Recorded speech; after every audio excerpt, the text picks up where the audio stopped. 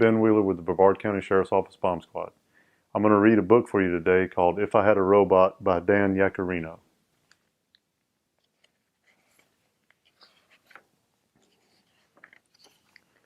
Phil, Mom said, you can't leave the dinner table until you finish your vegetables.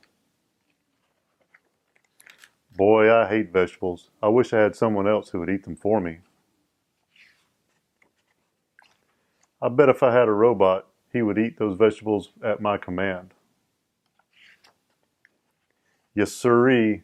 With just a flick of a switch, he'd eat all my lima beans, cauliflower, and Brussels sprouts. Yuck. I could get him to take my bath. And piano lessons, too. Boy, he could do everything I don't want to do. Why, he could even kiss my Aunt Louise and go to school so I don't have to. No hotshot could ever hit a home run when we're in left field. And those kids wouldn't dare pick on me if I had a robot. Gee, I'd be king of the playground. Hey, with my robot, I could be king of the whole world. Wait, I could be master of the entire universe. And, oh, Phil, my mom called, whoever eats their vegetables gets chocolate cake for dessert. Like I always say, if you want something done right, you have to do it yourself. Hi, I'm Ben Wheeler with the Sheriff's Bomb Squad. We just read If I Had a Robot, and I actually do have a robot to do some of the things that I might not want to do or are too dangerous for me to do. So we're going to go over this robot and how it helps me as a bomb technician do my job. The robot is actually an extension of the bomb technician. It's very similar to the bomb technician in some of the components that it has. So we'll start at the ground here with the wheels. These are like the robot's legs. This is how the robot gets around. So we drive it forward or backwards, and that's how we get the robot to where we need it to go.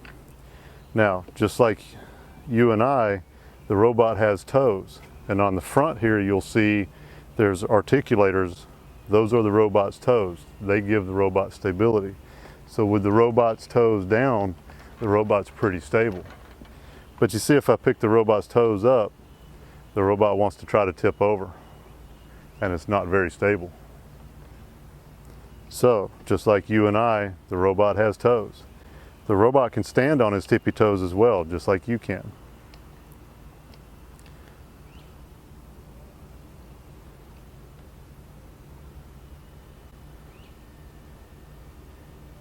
And we can stand the robot on his toes to make him just a little bit taller if we need to. So we'll set him back down here, and we'll move on from there. So up from there, you'll see the robot has an arm. And we use the arm to grab things. Just like you would want to pick something up, we would use the robot to do the same thing.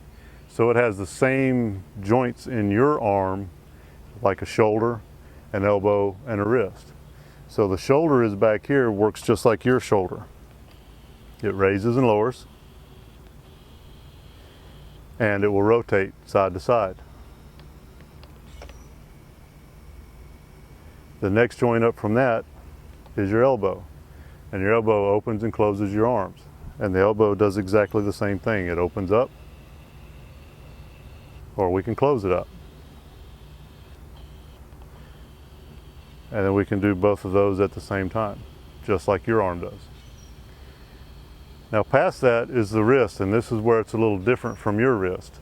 So we have a joint here that allows the wrist to move up and down. And out here on the end where the hand is, or what we call the claw, that will rotate. But the difference here is you can only rotate your hand a certain distance, and you can only go back a certain distance. The rotation of the hand will go all the way around in both directions. So that's one thing that helps us out. It's a little better than what we can do. The other thing the robot can do that really helps out is if you try to make your arm any longer, you can't do it. But I can make the robot's arm longer, so that helps us out there. So that's how we use the shoulder, the elbow, the wrist, and the arm to pick something up. Now when we get to where we got to pick something up, on the end we have fingers or claws, and those just simply open and close to grab a hold of something.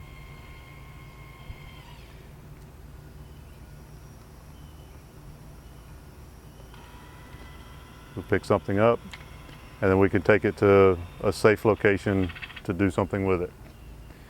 Now, past that, we have to be able to see. So the robot has eyes. Up here we have a camera, and out front we have a camera. This camera here will rotate 360 degrees all the way around, and I can look straight up or straight down.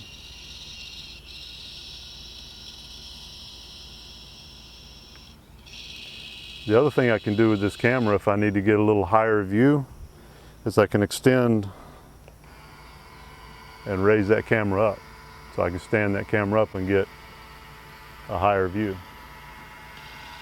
And we use that to take a look around at what's going on around the robot, including the robot itself. Now on the front here, at the arm, we have a similar camera that does all the same things. And we use this camera to look at what we are holding in our hand while we're working on it. This robot also has two more cameras.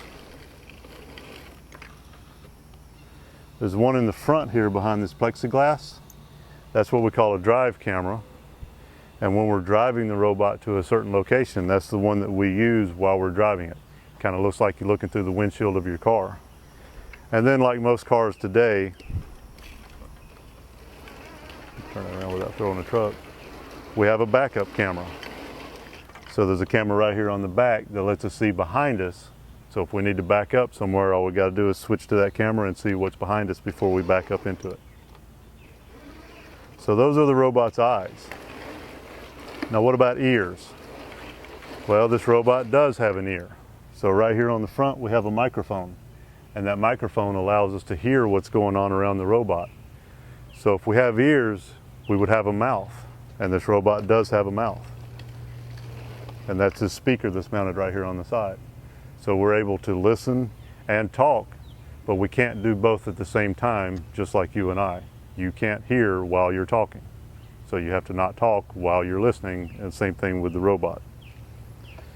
So we have eyes, we have ears, we have a mouth.